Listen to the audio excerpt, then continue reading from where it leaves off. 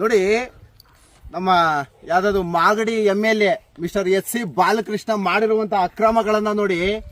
ಇದು ತಾವರೆಕೆರೆ ಕುರುಬ್ರಳ್ಳಿ ಗ್ರಾಮದ survey number 158.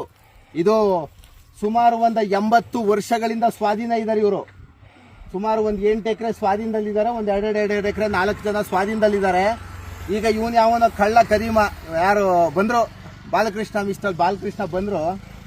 ಇದಕ್ಕೇನು ಮಾಡಿದ್ರು, ಇದೇನಿದೆ 158 survey number, Kurubarahalli survey number ಇದೆಯಲ್ಲ, ಇದು 158 ಸರ್ವೆ ನಂಬರಲ್ಲಿ ಸುಮಾರು 96 ಎಕರೆ ಸರ್ಕಾರಿ ಗೋಮಾಳ ಜಾಗ ಇರುವಂತದ್ದು.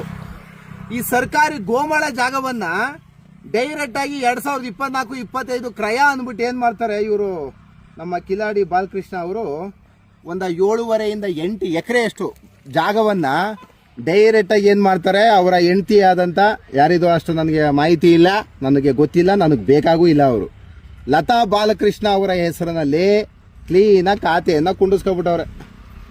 ಹಿಂಗೆ ತಗೋತೀನಿ ನೋಡಿ, ಲತಾ ಬಾಲಕೃಷ್ಣ ಅವರ ಹೆಸರಿನಲ್ಲಿ 233, 234, 235, 236 ಅಂತ ಕೋಡಿ ಮಾಡಿ ಅವ್ರ ಹೆಸರಲ್ಲಿ ಲತಾ ಬಾಲಕೃಷ್ಣ ಅನ್ನೋದನ್ನ ಇದನ್ನ ಕೂರಿಸ್ಕೊಬಿಟ್ರು, ಸರ್ವೆ ನಂಬರ್ನ ಕೂರಿಸ್ಕೊಬಿಟ್ರು. ಇದು ಸುಮಾರು ಒಂದು 80 ವರ್ಷಗಳಿಂದ ಸ್ವಾಧೀನದಲ್ಲಿದ್ದಾರೆ ಇವರು.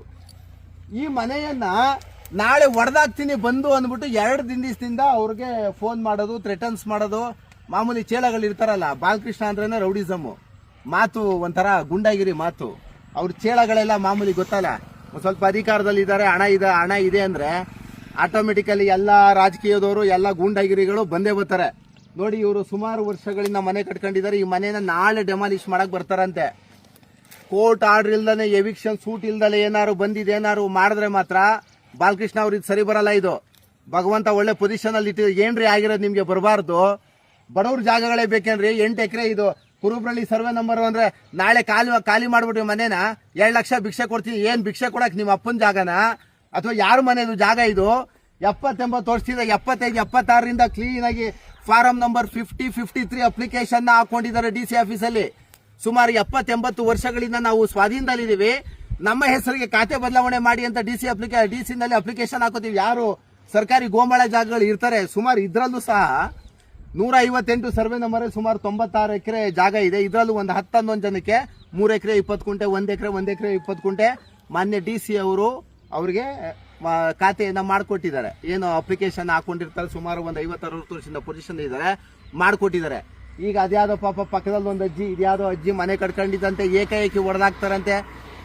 ಯಾರೋ MLA ಆದ ಮಾತ್ರಕ್ಕೆ ಏನ್ ಬೇಕಾದ್ರೂ ಮಾಡ್ಬೋದೇನ್ರಿ ಮಿಸ್ಟರ್ ಬಾಲಕೃಷ್ಣ ಅವರೇ?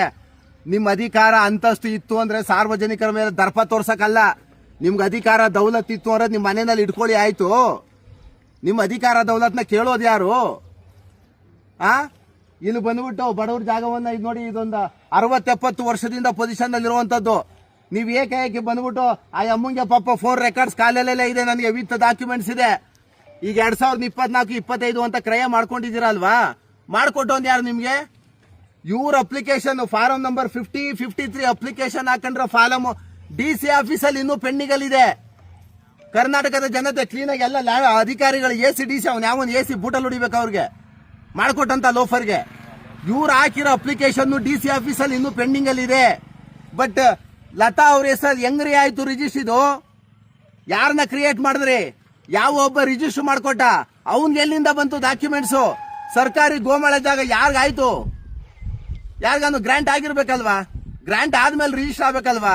ಇದು 2008-9 ಸಾಲಲ್ಲಿ ನಮ್ಮ DC ಅವರು ಇದು ಮಾಡಿರೋದು. ಮಿನಿಮಮ್ 15 ವರ್ಷ 20 ವರ್ಷ ಕಂಡೀಷನ್ಸ್ ಇರುತ್ತೆ, ಕಂಡೀಷನ್ ವೈಲೇಷನ್ ಆಗ್ತದೆ. ಇನ್ನು ಇದೇ ಆಗಿಲ್ಲ. ಇವರೇ ಇನ್ನು ಪಾಪ ಅಪ್ಲಿಕೇಶನ್ ಕೊಟ್ಬಿಟ್ಟು ಪೆಂಡಿಂಗ್ ಅಲ್ಲಿ ಇದೆ. ಇನ್ನು ಇವ್ರಿಗೆ ಸಾಗುವಳಿ ಚೀಟಿನೇ ಬಂದಿಲ್ಲ. ಇನ್ನು ಬಂದಿಲ್ಲದೆ ಇರೋ ಅಪ್ಲಿಕೇಶನ್ಗೆ ಡೂಪ್ಲಿಕೇಟ್ ಡಾಕ್ಯುಮೆಂಟ್ಸ್ ಕಿತ್ಕೊಂಡು ಮಾಡ್ಕೊಂಡು ನೀನ್ ಹೆಂಗಯ್ಯ ಮಾಡ್ಕೊಂಡ್ರೆ ಹೆಂಗ್ ಸಾಧ್ಯ ಇದು? ಇಡೀ ರೆವಿನ್ಯೂ ಡಿಪಾರ್ಟ್ಮೆಂಟು ಬಾಯಿ ಮೇಲೆ ಬೆರಳಿಟ್ಕೊಂಡು ನೋಡ್ಬೇಕಾದಂತ ಡಾಕ್ಯುಮೆಂಟ್ಸ್ ಇದು. ಮಿಸ್ಟರ್ ಬಾಲಕೃಷ್ಣ ಅವ್ರಿಗೆ, ಅಧಿಕಾರದಲ್ಲಿರೋರಿಗೆ, ದುಡ್ಡಿರೋರಿಗೆ ಈ ತರ ಡೂಪ್ಲಿಕೇಟ್ ಡಾಕ್ಯುಮೆಂಟ್ಸ್ಗಳನ್ನ ಕ್ರಿಯೇಟ್ ಮಾಡೋದು ತುಂಬಾ ಈಸಿ. ಮಾಡ್ಕೋತಾರೆ. ಯಾರ ಮನೆ ಹೆಂಗಾನು ಹಾಳು ಬಿದ್ದು ಹೋಗ್ಲಿ, ಆಲೆ ಅಜ್ಜಿ ಮನೆ ಹೊಡೆದಾಕವ್ರಂತೆ.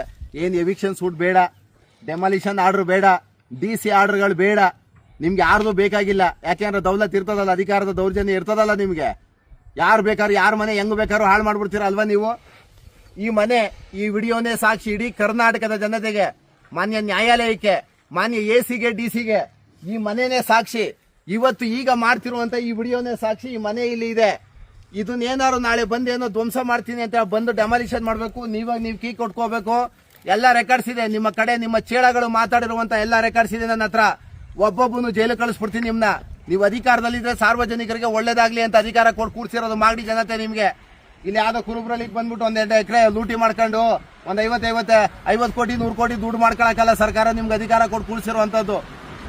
ಬಾಲಕೃಷ್ಣ ಅವರೇ, ನಾಳೆ ಈ ಜಾಗಕ್ಕೆ ಬರೋದಾಗ್ಲಿ, ಮತ್ತೆ ಡೂಪ್ಲಿಕೇಟ್ ಬರೋದು, ಇನ್ನೇನು JCB ತಗೊಬರೋದು, ಡೆಮಾಲಿಷ್ ಮಾಡಿಸೋದು, ಕರೆಂಟ್ ಕಿತ್ತಾಕ್ಸೋದು, ಇವೆಲ್ಲ ಭಾರಿ ಇದಾಗ್ತದೆ. ನಿಮ್ಮಲ್ಲಿ ಕಾನೂನುಬದ್ಧವಾಗಿತ್ತು ಅಂದ್ರೆ ನಾಳೆ ಅಪ್ಲಿಕೇಶನ್ ಹಾಕ್ಸಿದೀನಿ. ನಿನ್ನೆ ನೀವು ಹೇಳಿರೋದು, ನಿನ್ನೆ ಅವ್ರು ನನ್ನ ಹತ್ರ ಬಂದಿದ್ದಾರೆ. ಎಲ್ಲ ಅಪ್ಲಿಕೇಶನ್ ನೀವೇನು ತಹಶೀಲ್ದಾರ್ ಕೋರ್ಟಲ್ಲಿ ಎಸಿನಲ್ಲಿ RRT ಹಾಕೊಂಡಿದ್ದೀರ ಎಲ್ಲ ಡಾಕ್ಯುಮೆಂಟ್ಸ್ ಕಾಪಿ ಅಪ್ಲಿಕೇಶನ್ ಹಾಕ್ಸಿದೀನಿ. ಬೆಳಗ್ಗೆ ನನ್ನ ಕೈಗೆ ಸಿಗುತ್ತೆ. ನಿಮ್ದೇನೇ ಇದ್ರು ಕಾನೂನುಬದ್ಧವಾಗಿ ಎವಿಕ್ಷನ್ ಸೂಟ್ ಹಾಕೋಬೇಕು, ಖಾಲಿ ಮಾಡ್ಸೋದು, ಡೆಮಾಲಿಷನ್ ಆರ್ಡರ್ ತಗೊಂಬರ್ಬೇಕು. ಆಮೇಲೆ ನೀವೇನಾದ್ರು ಮಾಡ್ಕೊಳ್ಳಿ. ನಿಮ್ದೆಲ್ಲ ತೆಗೆದಿದ್ದೀನಿ. ಈಗ ನಿಮ್ಮೆಲ್ಲ ತಳೆ ಬುಡ ಎಲ್ಲ ತೆಗಿತೀನಿ ನಾನು. ಬೀದಿಗೆ ತಂದು ನಿಲ್ಸೋಣ ನಾಳೆ ಸೀದಾ ಇದೇ ಡಾಕ್ಯುಮೆಂಟ್ಸ್. ನಾಳೆ ಡಾಕ್ಯುಮೆಂಟ್ಸ್ ಕೈ ಸಿಕ್ಕಕ್ಕೆ ಸೀದಾ ರೆವಿನ್ಯೂ ಚೀಫ್ ಸೆಕ್ರೆಟರಿ ವಿಧಾನಸೌಧದಲ್ಲಿ ನಾನು ಇರ್ತೀನಿ. ನಿಮ್ದೇನಿದ್ರು ಉತ್ತರ ಅಲ್ಲಿ ಕೊಡ್ ಬನ್ನಿ. ಬಡ ಜನರ ಮೇಲೆ ದೌರ್ಜನ್ಯ ಎಲ್ಲ ಮಾಡೋದು ದಯಮಾಡಿ ಈ ಜಾಗದಾಸೆನ ದಯಮಾಡಿ ಬಿಟ್ಬಿಡ್ರಿ. ನೋಡಿ ಅವರು ಕ್ಲೈಂಟ್ ಮಾತಾಡ್ತಾರೆ ನೋಡಿ. ನಮಗೆ ಮನೆ ಬಿಡಿ ಅಂತ 12 ದಿವಸದಿಂದ ನಮಗೆ ತುಂಬ ಹಿಂಸೆ ಕೊಡ್ತಾವ್ರೆ ಸರ್. ಅದು ನೆನ್ನೆ ಮನೆ ಹತ್ರ ಹೋಗಿದ್ರು ನಮ್ಮ ಜಾಗದಲ್ಲಿ ಹೆಂಗೆ ಮನೆ ಕಟ್ಟಿದ್ರ, ನಮ್ಮ ಮನೆ ಅದು, ಬಿಟ್ಟು ಹೋಯ್ತಾ ಇರಬೇಕು ನೀವು, 2 ದಿನ ಟೈಮ್ ಕೊಟ್ಟಿರೋದು ನಾನು ಅಂತ ಹೇಳಿದ್ರು ಸರ್. ಲಾಯರ್ಗೆ ಬೆಳಗಿಂದ ಫೋನ್ ಮಾಡ್ತಿದ್ದಾಗ ಸರ್, ಮನೆ ಹುಡುಕ್ತಗ ಇವತ್ತು ಸಾಯಂಕಾಲ ನಮ್ಗೇನೇ ಇದ್ರು ಅಪ್ಡೇಟ್ ಕೊಡಬೇಕು, ಇಲ್ಲ ಅಂದರೆ ಮನೆ ಖಾಲಿ ಮಾಡಿಸ್ತೀವಿ, ಒಡ್ಸಾಕ್ತೀವಿ ಅಂತ ಬೆದರಿಕೆ ಆಗ್ತಿದ್ದಾಗ ಸರ್. ಮನೆ ಬಂದು ಲೈಟ್ ಬಿಲ್ ಕಿತ್ಕೊಂಡೋಗಿದ್ದಾಗ ಲೈಟ್ ಬಿಲ್ ಕಿತ್ಕೊಂಡು ಹೋಗ್ತೀನಿ ಅಂತ ಹೇಳ್ಬಿಟ್ಟು ಅದು ಫೇಕ್ ಅಂತ ಮಾಡಿಸಿದಾಗ NYC 7 ವರ್ಷದಿಂದ NYC ರನ್ನಿಂಗಲ್ಲಿ ಐತೆ. ಇವಾಗ ಬಂದು ಫೇಕ್ ಅಂತ ಹೇಳ್ತಿದ್ದಾಗ ಸರ್ ನಮಗೇನು ನ್ಯಾಯ ಕೊಡಿಸ್ಕೊಡಿ ಸರ್. ನಮಗೆ ಎತ್ತೂ ಗತಿ ಇಲ್ಲ. ಇರೋದು ಇದೊಂದು ಜಾಗ, ಅದು ನಮ್ಮ ತಾಯಿಯವ್ರದ್ದು. ಇದು ಕಟ್ಕೊಂಡಿರೋದಕ್ಕೆ ಎಲ್ಲರಿಗೂ ಹಿಂಸೆ ಕೂತದೆ ಸರ್. ನಮಗಿದೊಂದು ಮನೆ ಬಿಟ್ಟರೆ ಸಾಕು, ನಮ್ಮ ಜಮೀನು ಬಿಟ್ಟರೆ.